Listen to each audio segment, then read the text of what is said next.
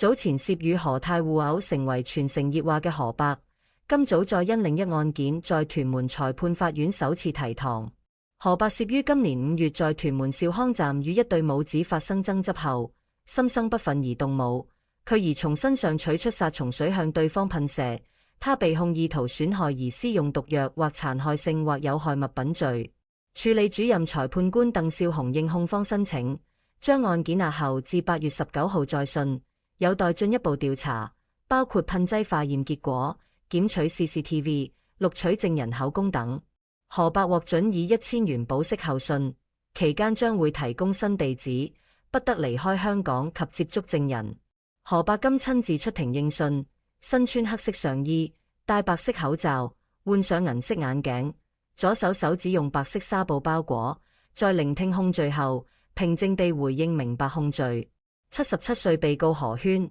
報稱退休人士，被控一項意圖損害而施用毒藥或殘害性或有害物品罪。控罪指，他於2025年5月25號，在新界屯門兆康路港鐵兆康站大堂 D 出口非法及惡意向霍潔瑩施用毒藥或其他殘害性物品或有害物品，即快速滅蟲噴霧，意圖使霍受損害、精神受創或惱怒。